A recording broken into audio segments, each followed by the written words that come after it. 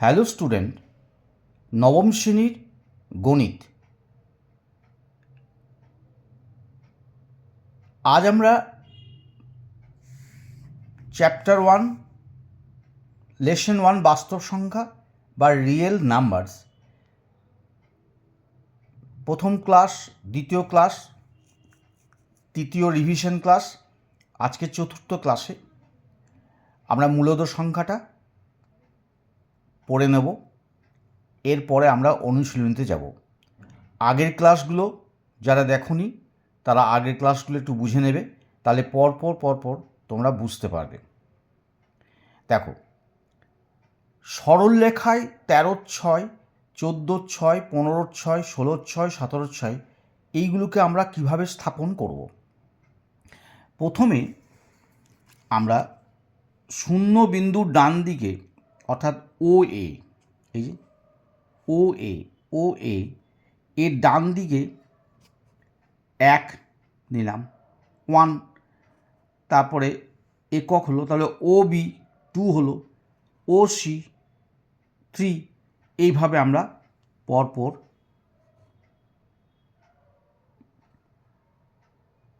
3, 4, 5 করে নিলাম। তাহলে বিসিকে, এই যে বিসিকে আবার আমরা সমান 6 ভাগে ভাগ করলাম। তাহলে বিপি যেটা বিপি সেটা কত হলো? 1/6 হলো। আবার ওপি, এই যে ওপি কত হলো?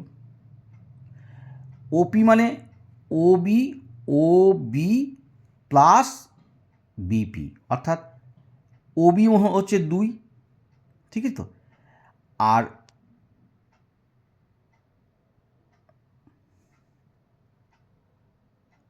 ওবি হচ্ছে 2 আর বিপি হচ্ছে 1/6, তাহলে কি দাঁড়ালো? 13/6। বোঝা গেল?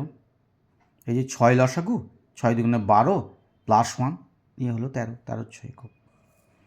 এবারে তাহলে সুতরাং 13/6, তারপরেরটা 14/6, তারপরেরটা 15/6, 16/6, 17/6, এগুলো কিন্তু মূলদ সংখ্যা রেখায় স্থাপন, সরলরেখায় স্থাপন করলে পরে P Q R S T পর্যন্ত বিন্দু পেলাম। আমি আরেকবার বলছি, প্রথমে দেখো সরলরেখায় যদি 13/6, 14/6, 15/6, 16/6, 17/6 এই মূলদ সংখ্যাগুলি স্থাপন করতে যাই, তাহলে কিভাবে করব? প্রথমে আমরা কি করব, ও বিন্দু ডান দিকে, ও বিন্দু ডান দিকে আমরা এবিসি এই 4টে পয়েন্ট নিলাম, 1, 2, 3, বোঝা গেল? আবার 4ও নিতে পারি নির্দিষ্ট, 4টে একক, 5টা একক নিলাম, তীর চিহ্ন দিয়ে থাকলো কারণ এগুলো ইনফিনিটিভ। এবারে ও এ সমান এ বি সমান বিসি, সবগুলো সমান কিন্তু। এখন দেখা গেল বি এবং সি, দেখো বি এর পয়েন্টে আছে 2 আর সি এর আছে পয়েন্ট 3, তাহলে 2 আর 3-এর মধ্যবর্তী অংশতে আমরা কি করব, এগুলোকে সমান ভাগে ভাগ করলাম। কটা ভাগে ভাগ করলাম না, P Q R S T অর্থাৎ 5টা ভাগে ভাগ করলাম। 5টা ভাগে মানে 6টা ভাগে ভাগ হলো, 5টা পয়েন্ট। এখন এইগুলো আমরা কি করব, কিভাবে বের করব? দেখো, বিসিকে যদি সমান 6 ভাগে ভাগ করি, এই যে বি আর সিকে, তাহলে বিপি সমান, অর্থাৎ এই বিপি ছোট্ট অংশটা সমান কত হবে? 1/6। তাহলে ও থেকে যদি আমরা টানি, পি পর্যন্ত টানি, তাহলে কি হবে? ওপি মানে হচ্ছে ও বি প্লাস বিপি, তাহলে ও বি সমান 2, কারণ এই যে ও বি সমান 2, এখানে 2 একক, বোঝা গেল? আচ্ছা, এবারে 2 প্লাস 1/6, 6 লসাগু 13/6, এটা বুঝতে পেরেছ? তাহলে এইটা যদি 13/6 হয়, তাহলে ও কিউ কী হবে? ও কিউটা আমি বলে দিচ্ছি। দেখো, আমরা যদি বি ও কিউ বের করতে চাই, তাহলে কি হবে? Obi plus BP plus PQ. তাহলে ওবি মানে 2, দেখো ওবি সমান 2, ঠিক আছে? এই যে ওবি, ও আর বি, এটা তো 2, তাহলে ওবি 2 আর বিপি মানে হচ্ছে 1/6, এই যে প্রত্যেকটা সমান 6 ভাগে ভাগ হয়েছে, আর পি কিউ মানে হচ্ছে 1/6। তাহলে 6 লসাগু, এদিকে 12 প্লাস 1 প্লাস 1 সমান 14/6। তাহলে প্রত্যেকটা এইভাবে আমরা বের করতে পারবো যে প্রথমটা 13/6, তারপরে 14/6, তারপরে 15/6, তারপরে 16/6, 17/6। তাহলে এইভাবে আমরা বের করতে পারবো। তাহলে এই সরলরেখায় আমরা স্থাপন করা শিখলাম। তাহলে এবারে পরেরটা দেখো, 16টায় সরলরেখায় 9/4, 17/8, 5/2, 11/4 এবং 23/8 এই মূলদ সংখ্যাগুলো কী করে স্থাপন করব। তাহলে প্রথমে আমরা সরলরেখা টানলাম, তীর চিহ্ন দিয়ে দিলাম উভয় দিকে, মাঝখানে যে শূন্য দিলাম মানে ও দিলাম, শূন্য সেই জায়গাটা ও, বাঁ দিকে -1, তারপরে -2, তারপর ডান দিকে দিলাম 1 2 3 4 5 পর্যন্ত টানলাম। ভালো করে লক্ষ্য করো, যদি এইগুলো ভালো করে বুঝতে পারো তাহলে কিন্তু তোমার অনুশীলনী করার সময় আর তোমাকে ভাবতে হবে না, তুমি কিন্তু পরপর নিজেরাই করতে পারবে। তাহলে প্রথমে 2, তারপরে শেষে হচ্ছে 3, অর্থাৎ বি হচ্ছে 2 আর শেষে 3।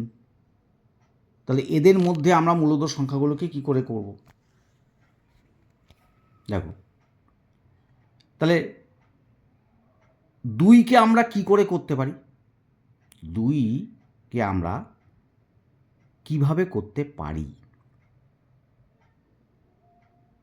9/4 আছে তো, তাহলে 9/4 মানে হলো 4 2 8, 2 পূর্ণ 1/4, অর্থাৎ 2-এর থেকে বেশি। তাহলে দেখো আমাদেরকে 9/4 থেকে 23/8 করতে হবে তো। এবার 9/4 মানে কি, মানে 2 পূর্ণ 1/4, অর্থাৎ 2 থেকে একটু বেশি হবে। আর 23/8 মানে 3-এর থেকে কম হবে, কেন না আর 1 যদি যোগ হতো 24/8 হতো, তাহলে 3 হতো। অর্থাৎ সরলরেখায় যেটা আমরা আসবো সেটা হচ্ছে 2 আর 3-এর মাঝে থাকবে। এই জায়গাটা ভালো করে বোঝার চেষ্টা করো।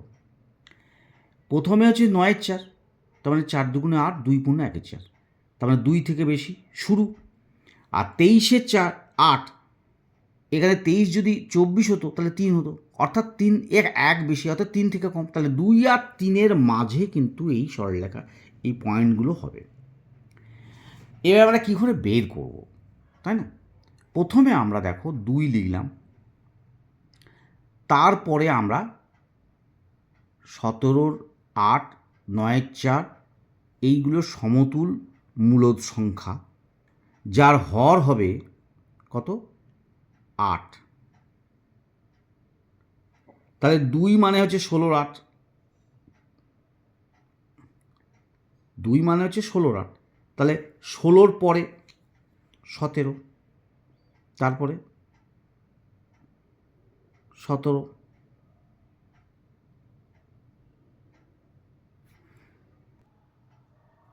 দেখো প্রথমে বলেছিলাম 2 মানে হচ্ছে 16/8, আবার 3 মানে হলো 24/8, তাহলে 2 আর 3-এর মাঝে কিন্তু এগুলো থাকবে।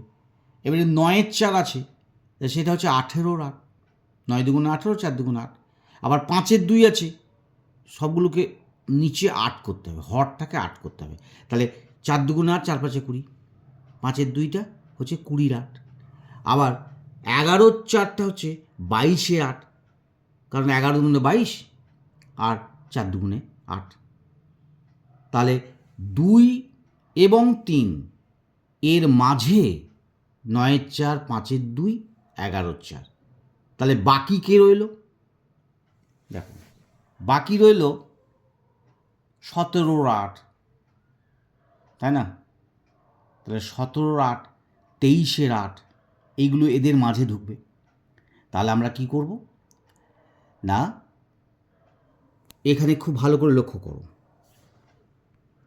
এই জায়গায় লক্ষ্য করো। তাহলে প্রথমটা 2, 2 মানে হলো 16 8। তারপরেরটা পি পি 17 8, 16 পরে 17। তারপরে কিউ 18 8। তারপরেরটা 19 8, ওটা বলেনি, ওখানে কিন্তু 19 8 হবে। তারপরেরটা 20 8, তারপরেরটা বলেনি 21 8, তারপরে 22 8, তারপরে 23 8, তারপরে 3-এরটা হচ্ছে 24 8। বোঝা গেল? এবারে যেগুলো বলেছে 17 8টা দেওয়া আছে, দেখো 17 8টা দেওয়া আছে, আর 9 4টা মানে হচ্ছে 18 8। এখানে 18 8 হচ্ছে, এটা 9 4, কিন্তু 17 8টা বলেছে, তাহলে 17 8টা আগে হবে। তাহলে প্রথমে এটা ভালো করে বোঝার চেষ্টা করো।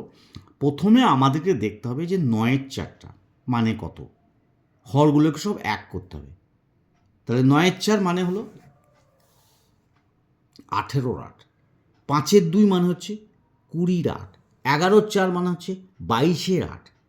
তাহলে 2 আর 3-এর মাঝে আমাদের বসাতে হবে, এই কারণে কারণ যেহেতু 9 4 আছে সেটা হচ্ছে 2-এর থেকে বেশি, আর 23 8 হলো 3-এর থেকে কম।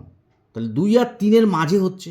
এরপরে আমরা 2 আর 3-এর মাঝে আমরা পরপর কি করাবো না, প্রথমটা 2-এর পরেই হলো 2 মানে 16 8। তাহলে 16-র পরে কত? 17 8। এই যে 16-র পরে 17 8, তারপরেরটা কত? 18 8, তারপরেরটা 19 8, এটা আমাদেরকে বলেনি, কিন্তু ওটা ফাঁকা থাকবে। তারপরেরটা 20 8, তারপরেরটা বলেনি 21 8, এটা বলেনি, বের করতে বলেনি, বসাতে বলেনি। তারপরে 22 8, তারপরে 23 8, আর 3-এরটা 24 8, এটা দরকার নেই। তাহলে তোমরা কি করে শিখলে যে মূলদ সংখ্যাগুলোকে আমরা সরলরেখায় কিভাবে আমরা বসাবো, এটা তোমরা বুঝতে পারলে। তাহলে এবারে দেখো, এবার 0 ও বিন্দু ডান দিকে ও এ সমান 1 একক নিলাম, ও বি সমান 2 একক, ও সি সমান 3 একক। বিসিকে সমান 8 ভাগে ভাগ করলাম, তাহলে বিপি সমান 1-এর 8 একক।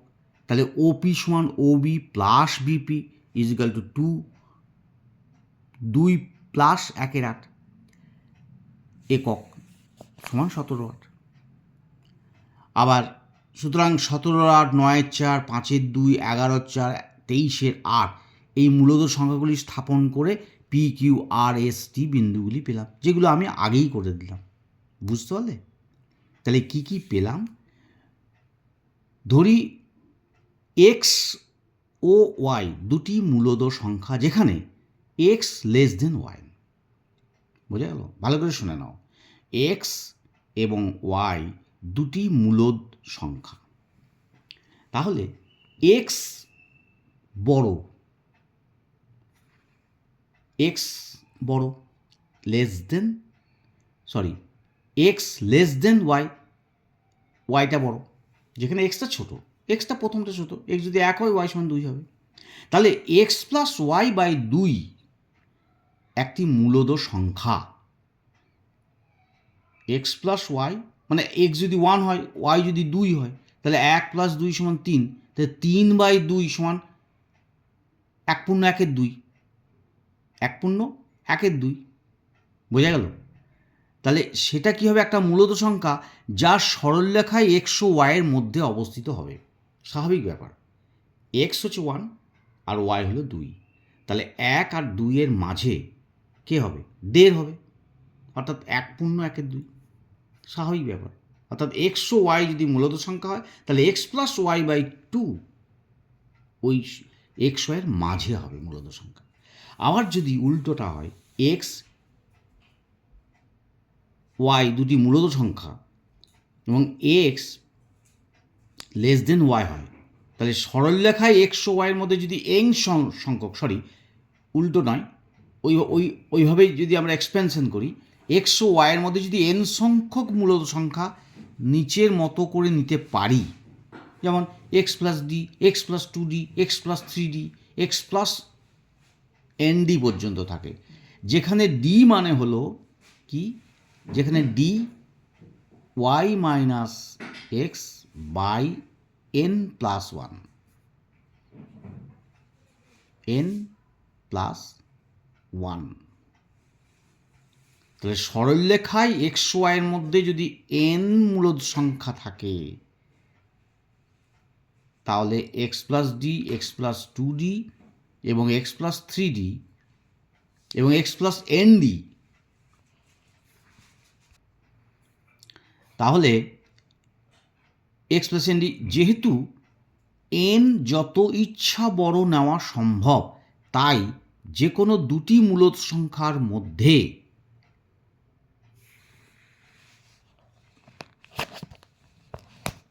মূলদ সংখ্যার সংখ্যা হবে অসংখ্য, অর্থাৎ দুটো মূলদ সংখ্যার মধ্যে কিন্তু আমরা অসংখ্য মূলদ সংখ্যা বের করতে পারি।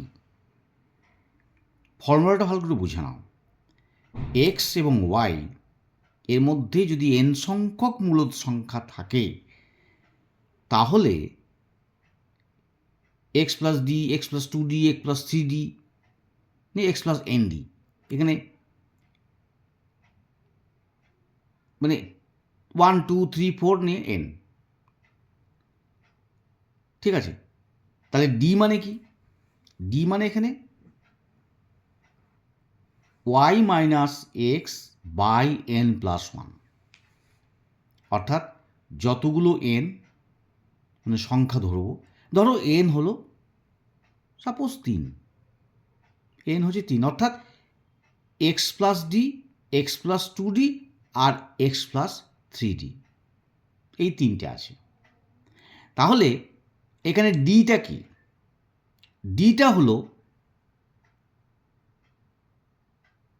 ওয়াই মাইনাস এক্স বাই 4,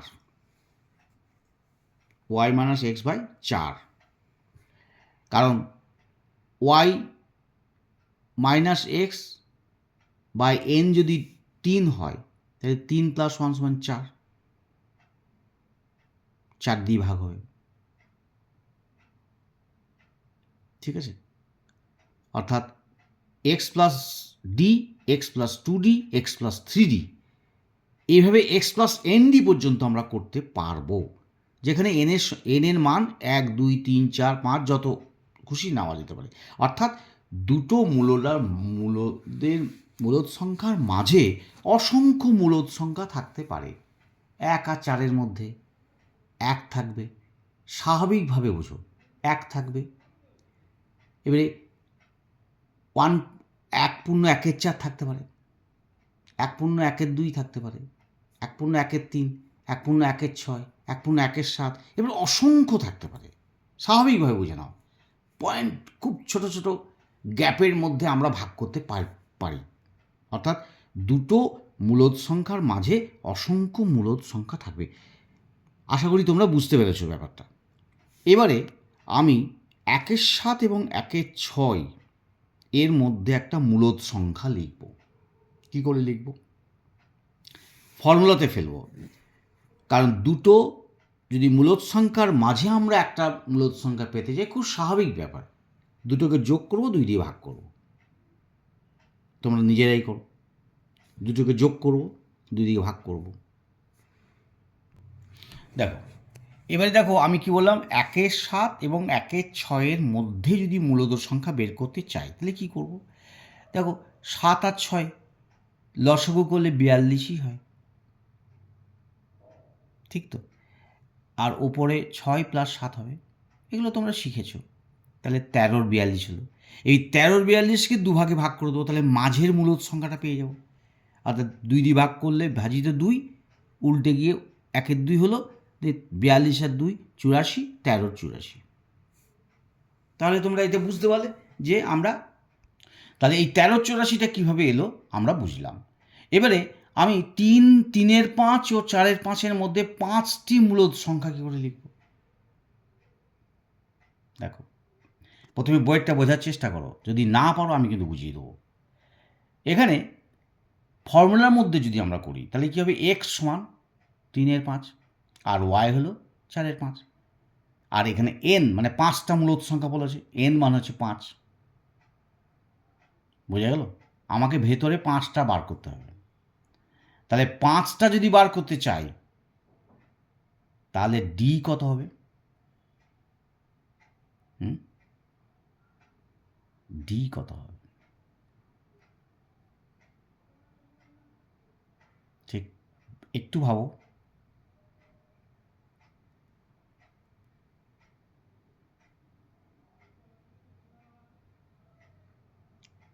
তাহলে ডি এর ফর্মুলা কি? Y minus X by N plus 1। তাহলে ওয়াই হচ্ছে 4/5 আর এক্স হলো 3/5। তাহলে 3/5 আর 4/5 1/5 হবে। আর নিচে এন প্লাস 1, 5 প্লাস 1 সমান 6।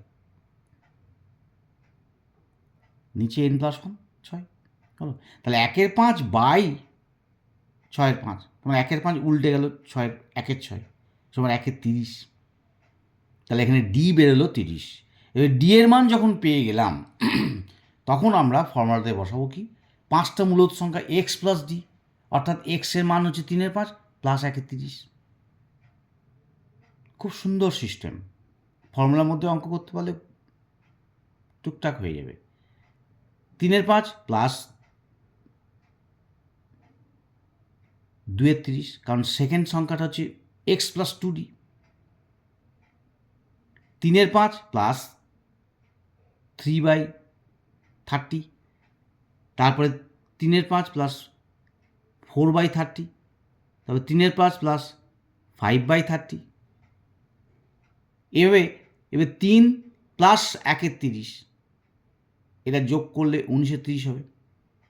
তারপরে 20/30, তারপরে 21/30, তারপরে 22/30, 23/30। তাহলে 5টি মূলত সংখ্যা আমরা পেয়ে গেলাম। 19/30 কাটাকাটি করে এটা 20/30টা 2/3 হলো, 7/10 হলো, 11/15 হলো, 23/30 হলো, যেগুলি 3-এর 4 এবং 4/5 মধ্যে থাকবে। এবার আমি খাতায় করে আরও ভালো করে বোঝাবার চেষ্টা করছি, তোমরা একটু বুঝে নাও। দেখো, আমি এখানে সুন্দর করে দিয়েছি, প্রথম থেকে বোঝার চেষ্টা করো। এক্স হচ্ছে 3/5 আর ওয়াই হলো 4/5 আর এন হলো 5। বোঝা গেল? তাহলে ডি মানে কি, 4/5 মাইনাস 3/5 বাই এন 5 প্লাস 1। তাহলে ডি ফর্মুলা কি, Y minus X by N plus 1। এবারে লসাগুটা দেখো, 5 লসাগু 4 মাইনাস 3, বুঝতে পারলে? বাই 5 প্লাস 1, তা 4 মাইনাস 3/5 মানে 1/5 বাই 6/1। নিশ্চয়ই বুঝতে পেরেছো এটা? তাহলে 1/5 গণিত উল্টে গেল 1/6, তোমার 1/30। তার মানে ডি এর মান আমরা পেয়ে গেলাম। এবারে এক্স প্লাস ডি মানে কি, 3/5 আর 1/30, 30 লসাগু, এখানে 5 6 30 মানে 3 6 18 হলো, প্লাস 1 19/30। দেখো ভালো করে বুঝে নাও, যদি বুঝতে না পারো আবার বলবো। তারপর দেখো এক্স প্লাস 2d, 3/5 2/30, তাহলে লসাগু 30, এখানে 6 3 6 18 প্লাস 2, তাহলে 20/30, 18 প্লাস 2 20/30, 20/30 এটা কাটাকাটি করে কী হবে, সুন্দর সুন্দর কেটে গেল 2/3। নেক্সট এক্স প্লাস 3d, 3/5 আর 3/30, 30 লসাগু, 6 3 6 18 একই হয়ে যাবে, প্লাস 3 বসে গেল, তাহলে 18 3 21, 21/30। তারপরে এক্স প্লাস 4d, 3/5 4/30, তাহলে 18 প্লাস 4 18 প্লাস 4 বাই 30 সমান 22/30। এবারে 22/30 এটা কিন্তু কাটাকাটি যাবে। দেখো এটা কাটাকাটি করলে কি হবে, 2 দিয়ে কাটাকাটি করলে 11/15, 11/15 এটা করতে পারি আমরা, 11/15। আচ্ছা, তারপরে দেখো এক্স প্লাস 5d, 3/5 5/30, 18 প্লাস 5/30 23/30। বুঝা গেল? তাহলে আমরা দেখলাম কি যে 5 ও 6-এর মধ্যবর্তী 6টি মূলদ সংখ্যা, 1-এর 7 এবং 1-এর 6, এর মধ্যে 5টি মূলদ সংখ্যা আমরা পেয়ে গেলাম। নিশ্চয়ই তোমরা এটা খুব ভালো করে বুঝতে পেরেছ। এরকম আমরা 5 ও 6-এর মধ্যে 6টা মূলদ সংখ্যা কি করে বের করব। 5 এবং 6-এর মধ্যে 6টি মূলদ সংখ্যা, 5 ও 6-এর 6টি মূলদ সংখ্যা কি হবে না, প্রথমেই কি করব, 6টা মূলদ সংখ্যা মানে 6 প্লাস মানে n 6, তাহলে n প্লাস 1 7, বোঝা গেল। আর 5 আর 6-এর মূলদ সংখ্যা তাহলে 6 হবে, হর হবে, নিচে হবে 6 প্লাস 1 7, মানে n মানে হচ্ছে 7।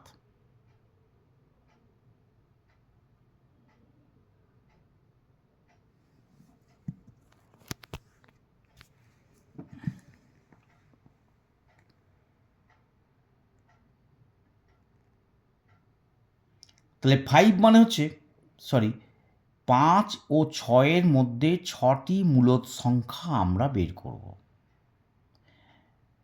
তাহলে যখন আমরা আগের ক্ষেত্রে n সমান 5 ধরেছি, মানে 5টি মূলদ সংখ্যা সমান 5, n সমান 5, এখানেও তাই, এখানে মূলদ সংখ্যা 6, তার মানে n সমান হচ্ছে 6।